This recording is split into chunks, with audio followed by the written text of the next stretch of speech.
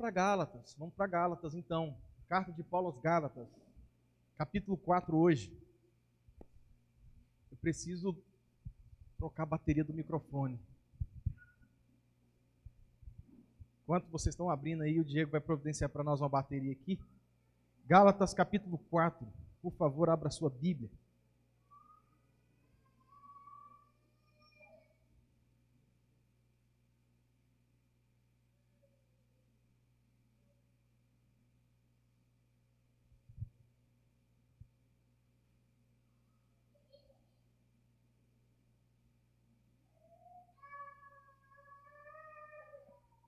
Gálatas capítulo 4. Hoje nós vamos do verso 12 ao verso de número 20 de Gálatas capítulo 4. Diego, nós vamos tentar aqui, pela graça de Deus, ir aqui com essa bateria. Irmãos queridos, esse texto, ele é um texto muito peculiar, ele é um texto muito significativo também, porque é um texto que fala a respeito dos desafios do ministério pastoral. E muitas vezes nós achamos que temas como este devem ser tratados apenas em congressos de pastores, até porque não diz nada ou muito a respeito da vida da igreja, porque é um texto que fala sobre ministério pastoral. No entanto, nós temos muito a aprender com esse texto e com textos que falam também do exercício do ministério pastoral. E agora nós chegamos no momento da carta aos Gálatas que Paulo vai se dedicar a falar um pouco do seu ministério. E essa parte da carta aos Gálatas aqui é a parte que muitos estudiosos dizem que é uma das partes mais comoventes de todo o Novo Testamento. Porque Paulo vai desabafar diante das igrejas da Galácia a respeito um pouco do seu coração pastoral. Ele vai falar um pouco das suas percepções de ministério e também dos desafios que envolve ser pastor. Então, como nós sempre optamos por uma pregação expositiva sequencial, nós não podemos pular esse texto. E eu estou certo que, por mais que fala do ministério pastoral e dos desafios do ministério pastoral, esse texto tem muito a ensinar para a vida da igreja. Então, eu gostaria muito da atenção de vocês e a oração é que o Senhor fale ao nosso coração. Gálatas capítulo 4, eu leio a partir do verso de número 12.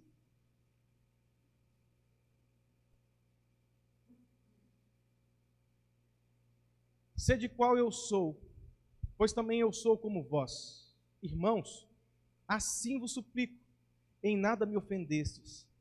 E vós sabeis que vos preguei o evangelho a primeira vez por causa de uma enfermidade física. E posto que a minha enfermidade na carne vos foi uma tentação, contudo não me revelastes desprezo nem desgosto, antes me recebestes como anjo de Deus, como o próprio Cristo Jesus, que é feito, pois, da vossa exultação.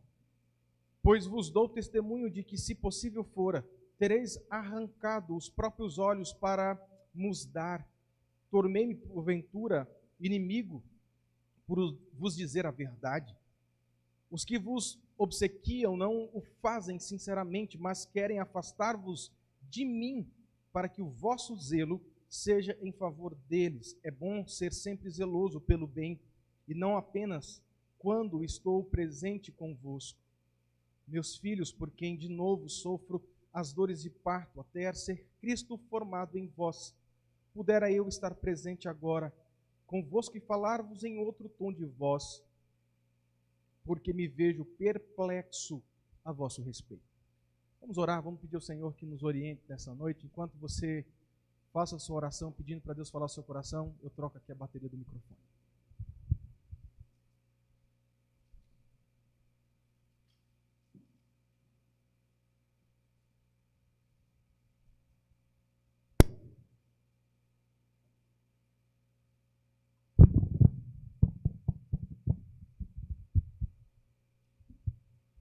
Senhor, comunique a nós a tua verdade e que esse texto fale ao coração da tua igreja nessa noite, no nome de Jesus. Amém. Amém. Muito tem sido discutido, gente, dentro dos seminários teológicos, sobre a crise na vocação pastoral. Pesquisas têm sido elaboradas, principalmente pelos institutos norte-americanos, que gostam de pesquisa, e também até a própria experiência prática tem mostrado um alto índice de pastores deixando o ministério pastoral nos 10 primeiros anos de ministério. Então, esse ano, em dezembro, eu estava até conversando com a Josi, eu completo 10 anos de ministério ordenado. Então, se Deus quiser, eu acho que eu vou passar aqui desse índice, mas mostra que uma crescente de pastores abandonam o ministério nos 10 primeiros anos de ministério. Deixa eu dar um exemplo do que eu estou dizendo. Eu me formei em 2009, fui ordenado em dezembro de 2010. A minha turma se formou com 14 alunos. Desses 14 alunos que se formaram em 2009, 6 não estão mais no ministério, eles abandonaram. E apenas 4 são pastores titulares de suas igrejas hoje. Então, o que eu estou dizendo não é verdade. Há um número crescente de pastores que abandonam o seu ministério nos 10 primeiros anos do seu ministério pastoral. E nós perguntamos então, pastor, quais são as causas disso? Existem várias causas para essa desistência. E eu queria destacar aqui apenas 2, que eu vejo na prática, que talvez são as causas mais recorrentes que eu tenho percebido nessa caminhada pastoral. A primeira delas é que, em certa medida, e eu estou sendo intencional no certa medida, em certa medida, o pastor tem uma visão equivocada do ministério pastoral. Muitos jovens estão sendo despertados para o ministério pastoral por uma visão de ministério totalmente equivocada. Muitos estão sendo despertados ou tendo uma vocação despertada, mas tendo uma percepção totalmente equivocada do que é ser pastor. Porque para muitos, principalmente para essa juventude, pastor é sinônimo de estabilidade financeira. Pastorado é sinônimo de status pessoal, é sinônimo de poder de influência. Para muitos, a vocação, ministério, é sinônimo de visibilidade e coisas do gênero. No entanto, quando muitos vão para o seminário com essa visão equivocada de ministério, e eles então voltam ao campo, a história muda. Porque muitos se deparam com a realidade do ministério pastoral, com a realidade da igreja. Quando eles se deparam com os cotidianos, com os problemas cotidianos da igreja, eles entram em parafuso e crise. E eu acho que a internet, em algum momento, tem prejudicado isso. Porque muitos olham para a internet, vê pregadores de renome, teólogos de renome, e acham que ministério é isso. Acham que ministério é ir para a internet, fazer live, nada contra essas lives, nós estamos vivendo esse tempo de live, mas acham que ser pastor é para a internet, pregar e ser reconhecido, quando na verdade não é isso. Não é isso. Então eu acho que a visão equivocada do próprio jovem ou da pessoa vocacionada é uma visão um pouco não real do que de fato é. Segunda coisa que eu acho que contribui para essa crise e para essas desistências do ministério pastoral é que, em certa medida, a igreja tem uma visão equivocada do ministério pastoral. Então, eu acho que, às vezes, o pastor tem uma visão equivocada do ministério, como também a igreja, em algumas vezes, em certas medidas, tem uma visão equivocada do que é ministério pastoral. Então, muitas igrejas oprimem seus pastores. Muitas igrejas exigem demasiadamente das famílias pastorais. Muitas igrejas pagam um salário miserável aos seus pastores. Exigem dos seus pastores dons, habilidades, destrezas que nem Cristo deu a eles. Então, isso faz também que pastores desistam do seu ministério já nos primeiros 10 anos da sua caminhada pastoral. Existem várias razões, destaco essas 2. Então, gente, pensando um pouco a esse respeito, nós vamos para a carta aos Gálatas, principalmente nesse trecho que nós lemos. Porque aqui nessa carta, e nesse trecho da carta, Paulo vai falar especificamente dos desafios que envolviam o seu ministério pastoral e também os desafios, consequentemente, que envolvem o ministério dos pastores, do desempenho dos seus ofícios dentro das igrejas. Então, por mais, como eu já falei, que esse texto fale diretamente ao exercício pastoral, eu estou certo de que esse texto tem muito a ensinar para a igreja como um todo. A igreja precisa saber quais são os desafios que um pastor enfrenta no desenvolvimento do seu ministério. Textos como estes não devem ser pregados apenas em acampamento e congresso de pastores, onde pastores pregam para pastores. Esse texto também tem que ser pregado na igreja, para que a igreja possa ter uma percepção um pouco maior sobre os desafios do ministério de seus pastores. E é essa a intenção que nós temos nessa noite, e é sobre isso que esse texto vai falar. E eu queria então destacar 3 verdades muito importantes desse texto que vão nos ensinar nessa noite. Primeira coisa, pensando nesse tema ainda, os desafios do ministério pastoral. Primeira coisa que esse texto me ensina, ou nos ensina, é que no ministério, o pastor, ele não deve minimizar as suas fraquezas. No ministério, o pastor não tem que minimizar as suas fraquezas. Se não percebam que Paulo já começa dizendo, a partir do verso 12. Acompanhe comigo aí na sua Bíblia. Perceba o que Paulo diz aí. Paulo diz, sede qual eu sou, pois também eu sou como vós. Algumas outras traduções vão traduzir isso como no passado, dizendo assim, também eu fui como vocês. Ora, o que Paulo está querendo dizer aqui com essa afirmação? O que Paulo está dizendo através dessa afirmação aqui é que ele deseja que os Gálatas seja como ele mesmo, livre do jugo do pecado, livre do jugo da lei. Paulo havia sido um judeu acorrentado pelas observâncias das leis mosaicas. Ele sabia o que era ser um judeu e viver debaixo do jugo da lei mosaica. Ele sabia o que era ser convencido de que para ser aceito por Deus, ele teria que se submeter aos ritos da lei. E Paulo está dizendo, em outras palavras, assim, eu já fui escravo do pecado, como muitos de vocês.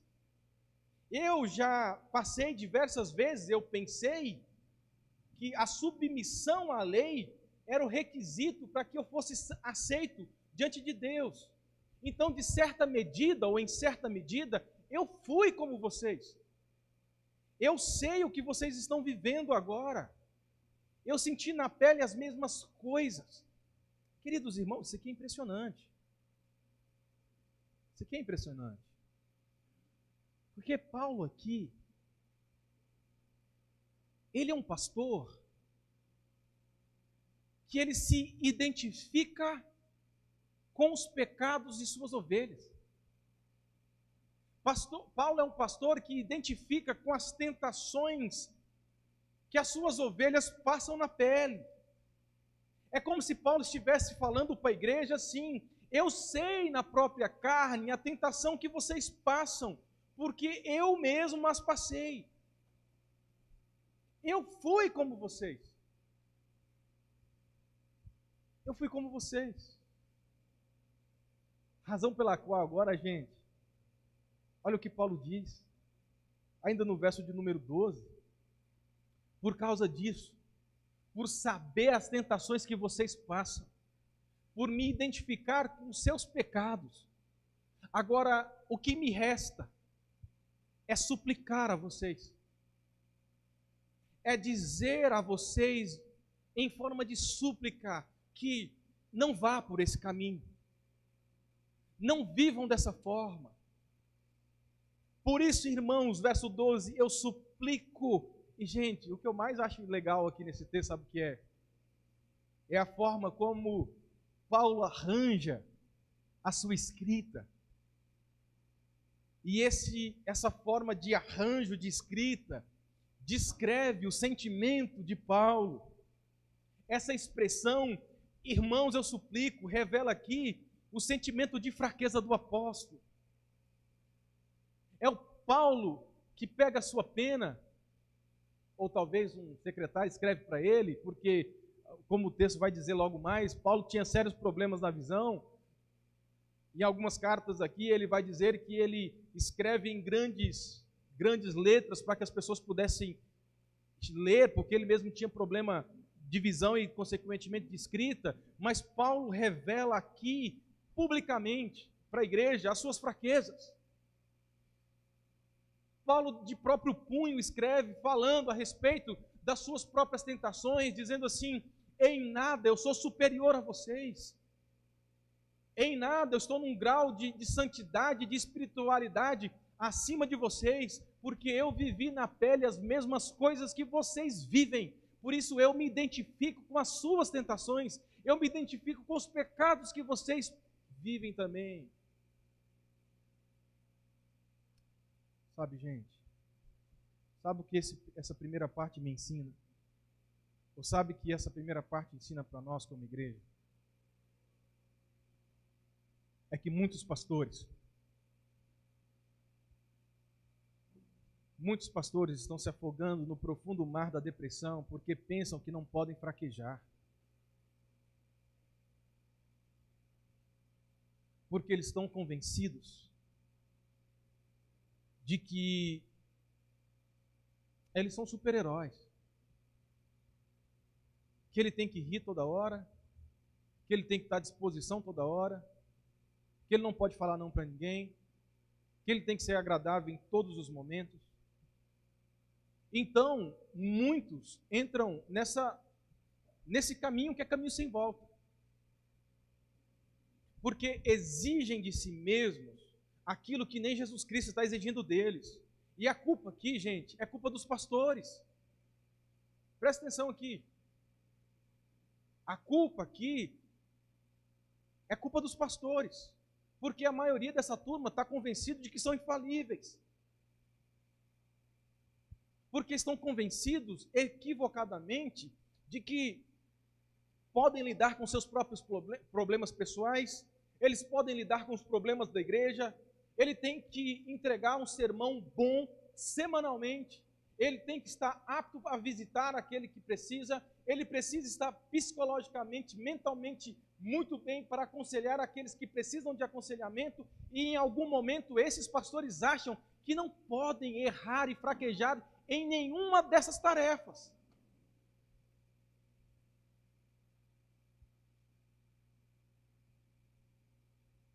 O perfeccionismo está matando muitos pastores. O perfeccionismo está matando muitos pastores. E aqui eu vejo Paulo apóstolo, o maior de todos eles, publicamente, não subindo ao púlpito, porque não foi esse o caso, mas escrevendo uma carta pública dizendo: eu fui como vocês. Ou eu sou como vocês. Eu tenho as mesmas tentações que vocês têm. Eu luto contra os mesmos pecados que vocês lutam. Eu tenho os mesmos problemas pessoais que vocês têm. Eu tenho as mesmas intrigas de casamento que a maioria tem.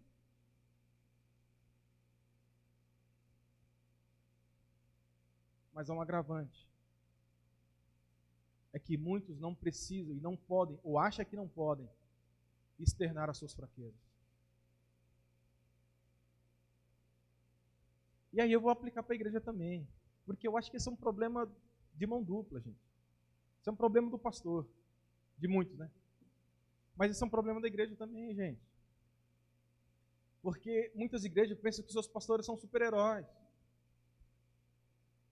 E esperam demais dos seus pastores. Há uma expectativa muito grande em cima dos seus pastores, gente. Eu me lembro lá em Minas Gerais. Isso foi um fato que eu nunca esqueço. Reunião do conselho, eu com 24 anos, recém-formado, foi a reunião do conselho, e lá tinha os presbíteros lá, alguns já tinham mais tempo de presbiterado que eu tinha de vida.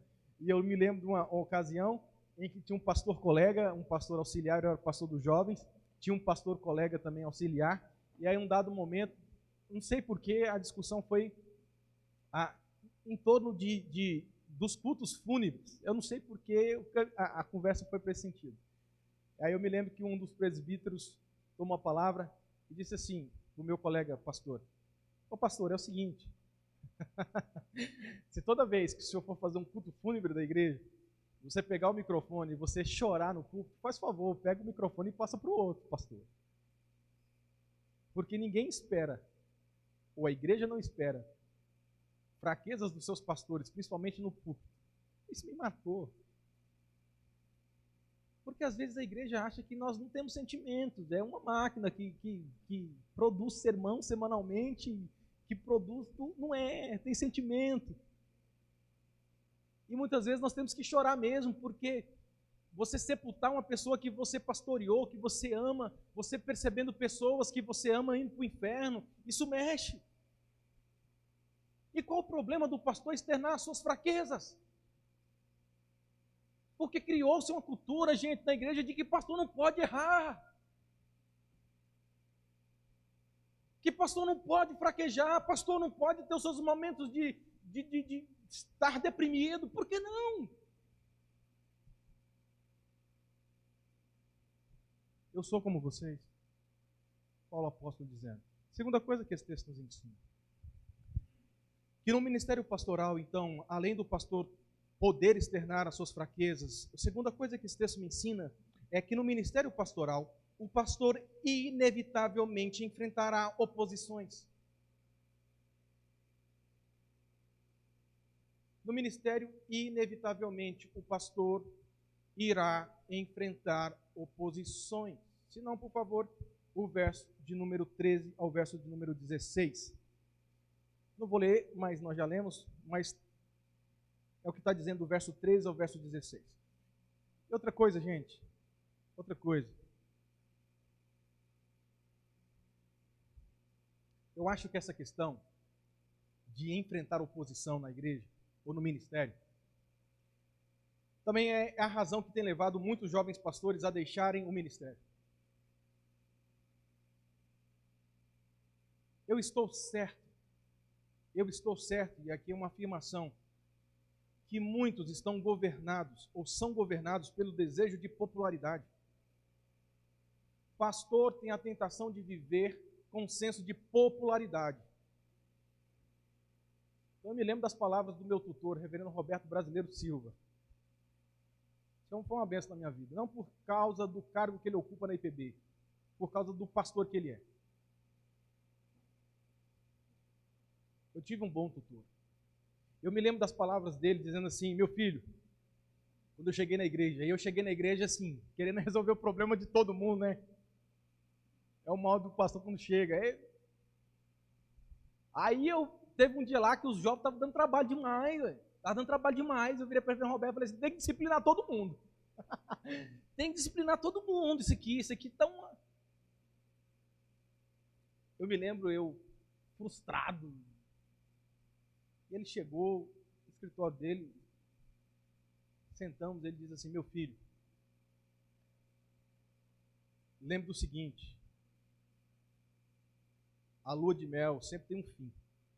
Me perdoa, eu falei errado. É que eu estava animado demais com o ministério. Estava animado, eu via todo mundo. Ele estava vendo a minha euforia. E ele preocupado, porque ele sabia que um dia eu enfrentaria oposição no ministério. Ele me chamou com o pai, chama um filho e diz assim: olha, cuidado, porque a lua de mel, toda a lua de mel, ela tem um fim. Quando você compra um carro novo e ele tem aquele cheirinho de novo, aquele é muito bom, né? Tinha que inventar aquele cheirinho de carro novo para a gente comprar, se já não tem. A gente bater dentro dos carros velhos. Mas quando você compra um carro novo, o cheirinho do novo, ele causa em nós boas sensações. Mas o cheirinho do carro novo um dia acaba. Era isso que esse velho pastor estava ensinando a esse novo pastor. Daí um dia, Juliano, você vai enfrentar, você vai viver a realidade do ministério pastoral, como de fato ele é. Essas aqui foram experiências vividas pelo apóstolo Paulo. A mesma sensação, por isso que eu fico vendo, a Bíblia, não, o que nós vivemos na vida cristã, não é nada diferente daquilo que já está descrito na palavra de Deus, revelado na palavra de Deus. Porque essa foi a experiência do apóstolo Paulo, quando ele chega na igreja, a igreja demonstra o afeto àquele pastor, demonstra a alegria em ter aquele pastor no meio da igreja. E se não, o texto diz isso para nós.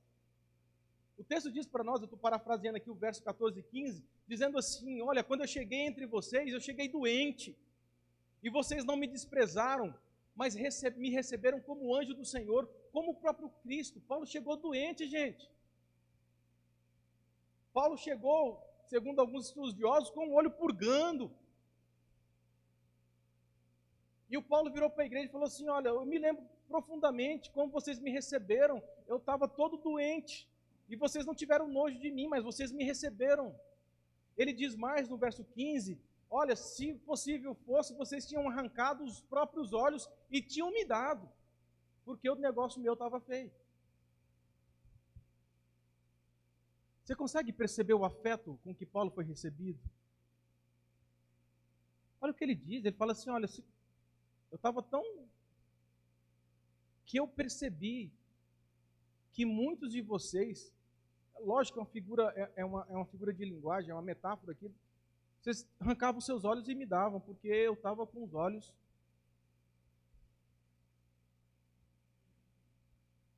Mas o cenário muda.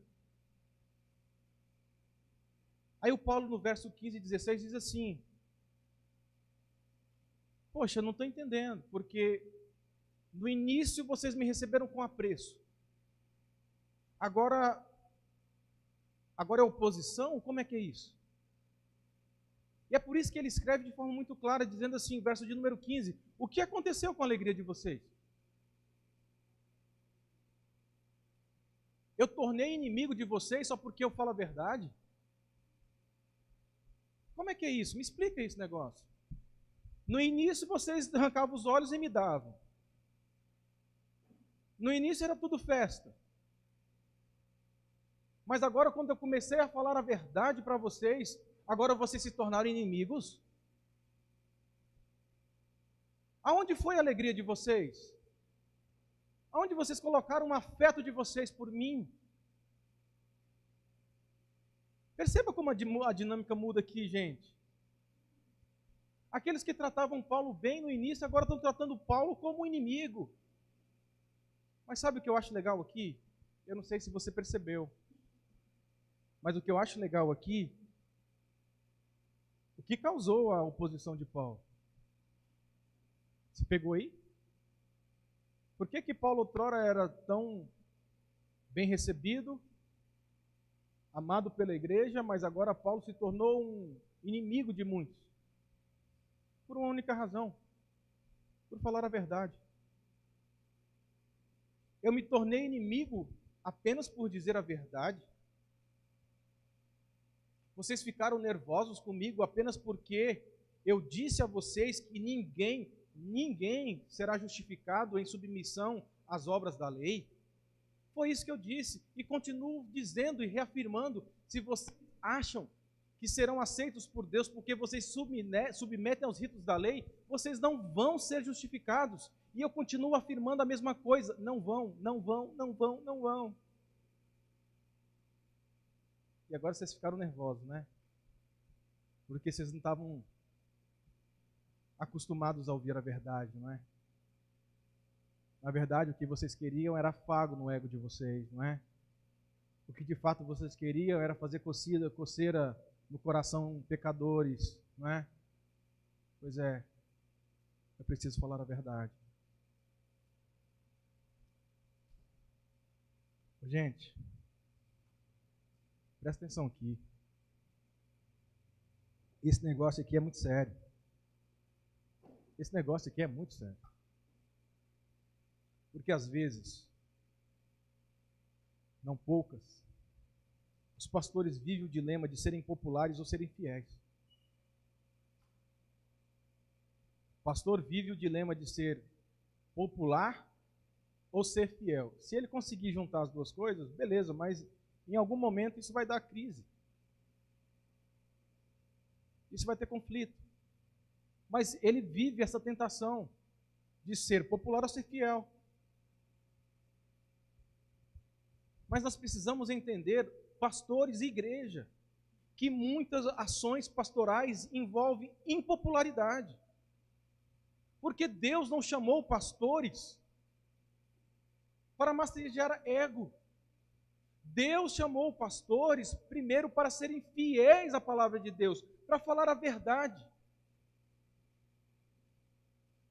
Mas o pastor teme a ser impopular. E talvez essa tentação e temor de ser impopular o leva a negociar a verdade. Porque talvez muitos olham para o ministério como uma profissão, como um emprego, e muitos olham para a igreja como o seu próprio reino, e ninguém pode chegar aqui, porque qualquer um que chegar é ameaça para mim. Eles esquecem a sua própria vocação e fazem desse negócio aqui uma empresa, um emprego. E Paulo deixa muito claro que, gente, que a oposição que muitas vezes enfrentamos no ministério não é uma oposição tão somente externa, mas é uma oposição interna. Muitos de vocês, Paulo diz, vocês, aqueles que me amavam, agora se tornaram meus inimigos, porque eu falei a verdade. Então, eu acho que é por essas razões, gente, que a igreja precisa cultivar o hábito de pastorear o coração de seus pastores. Turma, a questão não é só financeira. Para pastor vocacionado, não. O problema não é só isso. Em alguns casos, esse é problema. Mas acho que há um problema maior aqui. Problema do coração. O principal problema do pastor, como de todos os outros, é o problema do coração. É um problema de coração. São lutas internas travadas dentro do coração. O que você quer ser? Popular ou fiel? Em alguma medida, ou em algum quilômetro do caminho, essas duas coisas vão se encontrar e criar um certo conflito no coração pastoral. Pastores também precisam ter o seu coração pastoreado. A igreja precisa, portanto, enxergar os desafios do ministério pastoral. Terceira e última coisa. A terceira coisa que esse texto nos ensina é o seguinte: no ministério pastoral, o pastor deve amar a igreja que Deus colocou sob seus cuidados. Esse negócio aqui mexeu comigo essa semana. Pastores precisam amar a igreja local. Perceba o verso de número 19. Olha só como Paulo expressa o seu amor por aquela igreja. Meus filhos, ele se refere à igreja como filhos. Novamente, eu gosto dos detalhes do texto. Novamente, estou sofrendo dores de parto por causa de vocês. Ou seja, está dizendo, não é a primeira vez que eu sofro por causa de vocês. Novamente eu sofro dores de parto por causa de vocês, até Cristo ser formado em vocês. Apesar de tudo, gente, apesar das oposições, apesar dos inimigos, apesar dos falatórios, apesar das críticas infundadas, Paulo continuava a amar aquela igreja. E por mais direto, às vezes, que Paulo tenha sido, ele continua amando as suas ovelhas. Eu acho interessante aqui a figura que Paulo usa para ilustrar o seu afeto pela igreja, a figura que Paulo usa para ilustrar o seu amor, o seu vínculo, o seu relacionamento de proximidade e de afeto para com aquelas ovelhas, aqueles irmãos. Paulo usa a figura de uma mãe dando a luz. Eu não sei porquê. Talvez porque é uma expressão muito vívida de todos os leitores. Uma mulher sofrendo as dores naturais de uma mulher em trabalho de parto. Aí você se pergunta assim, por que Paulo usa essa figura? O que Paulo está querendo ensinar quando ele usa essa figura como uma ilustração? Ele quer ensinar, sabe o quê? Ele quer expressar as dores que ele passou ao pastorear aqueles irmãos. Ele está dizendo, as dores foram dores espirituais. As dores foram angústias. As dores foram contrariações que eu sofri em favor de vocês. Agora, Paulo usa a figura de uma mulher, de uma mãe agonizando a dar à luz a um filho. E essa figura expressa o maior amor e vínculo que Paulo tinha para com aquelas igrejas. Paulo se preocupava, sobretudo, com o avanço espiritual daqueles irmãos. O maior desejo daquele pastor era ver Cristo formado na vida daqueles irmãos.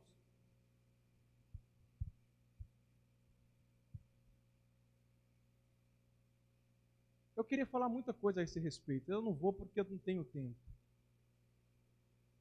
Mas esse é um negócio que eu acho que a gente tinha que abrir espaço para falar um pouco mais. Porque eu sei que muitos colegas pastores têm usado as suas igrejas apenas como trampolim para alcançar outras coisas maiores. Não amam as suas igrejas, reclamam, murmuram, mas não amam as suas igrejas, não trabalham, não estudam, são infiéis, usam a igreja apenas como um projeto de promoção pessoal na vida, estão aqui pensando já na próxima igreja maior, não querem pagar o preço de assumir igrejas pequenas e fazer dessas igrejas o crescimento natural delas, não querem se envolver com os problemas das pessoas, não querem amar as pessoas com seus defeitos, querem uma igreja pronta, querem uma igreja onde não tem problemas, não querem pagar o preço de fazer a limpeza do chão de fábrica, não querem visitar as pessoas, os pobres, as viúvas, os velhos, não se dedicam ao estudo da palavra de Deus de forma séria, de forma a expor a palavra de Deus, pegam sermões por aí de internet e pregam no domingo e acham que estão fazendo muita coisa. Não amam as suas igrejas, não amam.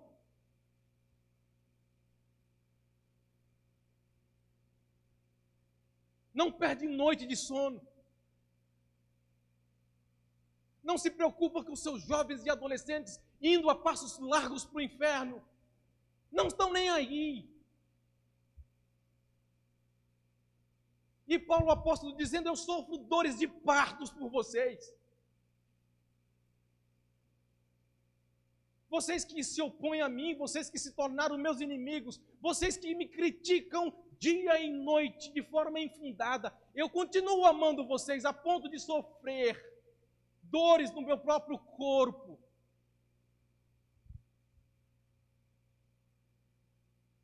Eu queria concluir, desculpa o desabafo. Eu prometi que não ia falar alto nessa parte aqui, mas sempre em vão.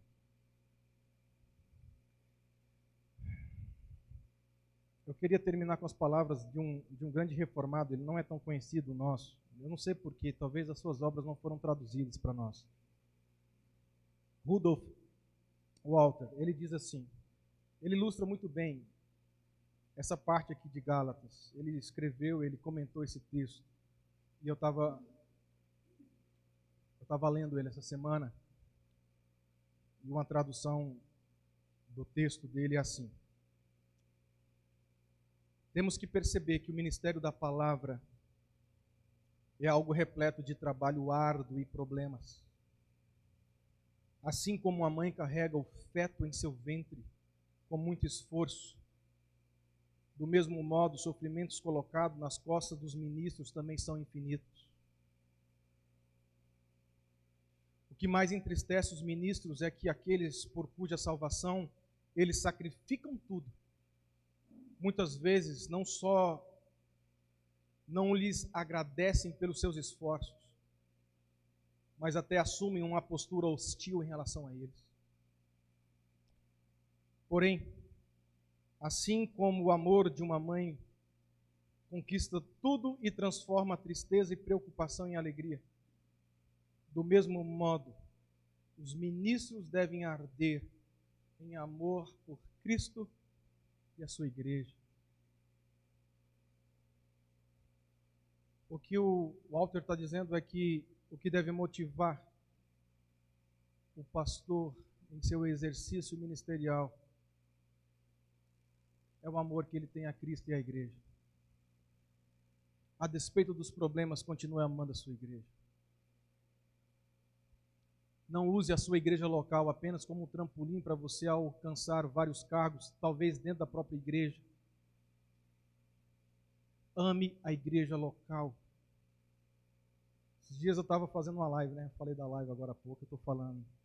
E aí o meu colega pastor, para terminar a live, ele fez assim uma pergunta assim: Juliano, o que você acha, alguma coisa assim, qual é o maior desafio hoje do ministério pastoral? Eu falo assim, eu respondi: pastores amarem as suas igrejas locais. Esse é o maior desafio. É pastor pegar a igreja, por tamanho que ela seja, menor que ela seja, amar a igreja. Não explorar a igreja, amar a igreja. Não usar a igreja para promoção pessoal, ele tem que amar a igreja. Se ela tiver 20, 30, 40, 100, 200, ele tem que amar essa igreja. Irmãos queridos,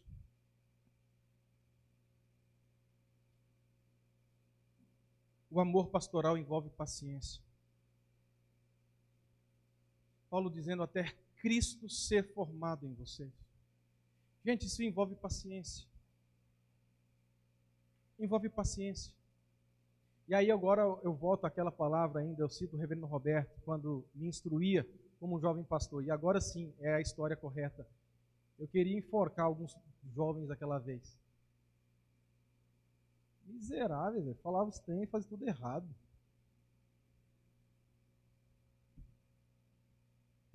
Teve uma vez que saí do culto e ceia. Véio. Aí a gente lá tem as pracinhas, né? A gente passava depois do culto, assim, do lado das praças.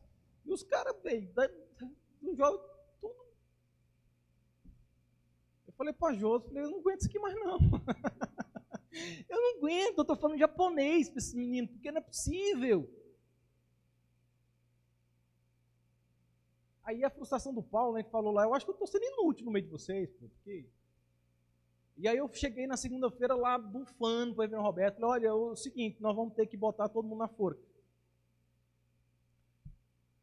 Ele me dizia assim, meu filho, ministério pastoral exige amor paciente. Amor paciente. Vamos amar esse jovem. Vamos dedicar a nossa vida a ele. E vamos ter paciência. Deus vai fazer a obra no coração desse povo.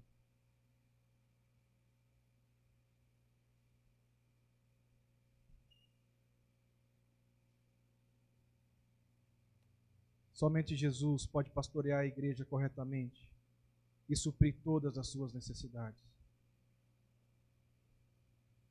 As falhas dos seus pastores, as nossas limitações, deve conduzir a cada um de vocês ao Supremo Pastor Jesus Cristo. Eu não vou conseguir suprir as expectativas de vocês. Pastor Lucas não vai. Reverendo Leonan, que chegará, também não vai. E às vezes eu vejo muitas pessoas revoltadas na igreja, Por conta disso, nós nunca vamos saciar as suas vontades.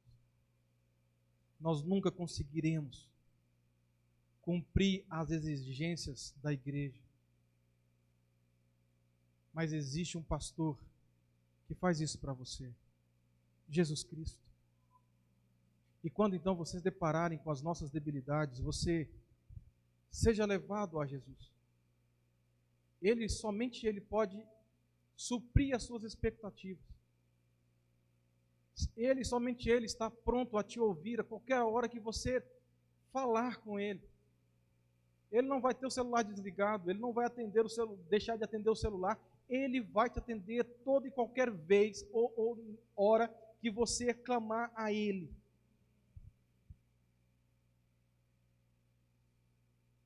Os desafios do ministério pastoral.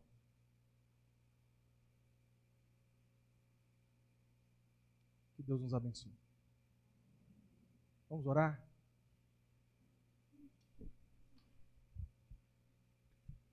Vamos ficar em pé? A turma da música, e vamos cantar uma derradeira aí. Quanta gente ora aqui, vocês organizam aí. Eu quero aquela animada que vocês tocaram aí, pra gente sair gosto de gás aqui. Senhor, dá graça à tua igreja, dá graça aos pastores, que tenhamos alegria em pastorear a igreja de Cristo Jesus, não por constrangimento, não por ganância, não com arrogância, mas por amor, por dedicação, sabendo que muitas vezes nos sentimos inúteis diante dos problemas, incapazes e impotentes, mas isso é necessário para que a arrogância não assuma o nosso coração, para que o nosso ego não seja inflado, para que não sejamos autossuficientes, mas que os problemas da igreja de Cristo nos leve a Jesus, o supremo pastor que tudo pode, aquele que está sempre disposto e disponível a nos atender. Ó Deus, cuide dessa igreja, que nós possamos nos amar, que os vínculos, ó Deus, estejam cada vez mais estreitos e que nós possamos gozar dos benefícios de ser pastores e ovelhas. Cuide do teu povo, porque nós entendemos que o Senhor tem uma grande obra em nosso meio. Que o Senhor, ó Deus, fortaleça o nosso coração na caminhada, porque sabemos que o inimigo das nossas almas está como um leão que ruge querendo nos devorar. Livra, Deus, essa liderança de cair em pecado, envergonhar o nome do Evangelho. Livre os pastores de caírem em pecado, Deus, envergonhar o nome da igreja. Cuide de nós, cuide dessa igreja tão querida e tão amada. Cuide de nós. Nós vamos cantar o Senhor, que o Senhor continue aceitando a nossa adoração. Amém. Vamos cantar, recebemos a bênção e então terminamos o nosso vídeo.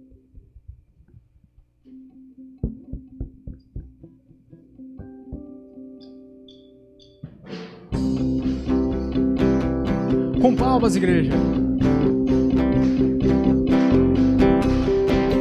Nossas forças irão se renovar se esperarmos no Senhor, esperarmos no Senhor.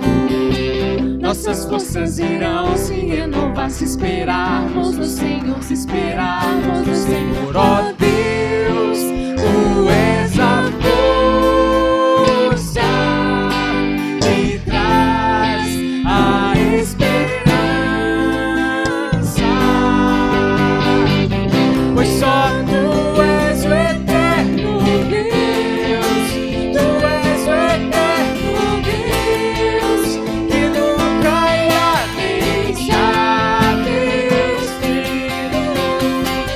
Tu és o nosso defensor, o Deus consolador, nos ergue quando estamos fracos. Nossas forças irão se renovar se esperarmos no Senhor, esperarmos no Senhor. Nossas forças irão se renovar se esperarmos no Senhor, esperarmos no Senhor. Ó Deus, tu és a força que traz a esperança,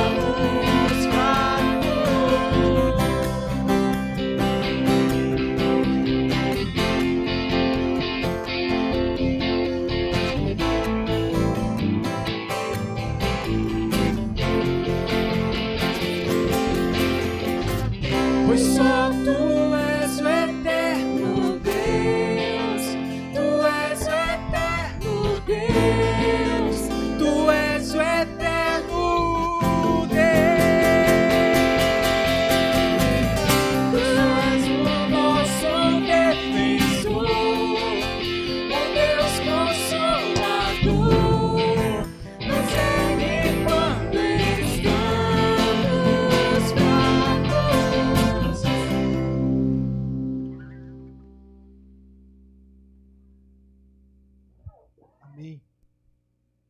Amém. Que sejamos consumidos com essa sensação de fazermos parte de uma família da igreja. Nós somos uma família.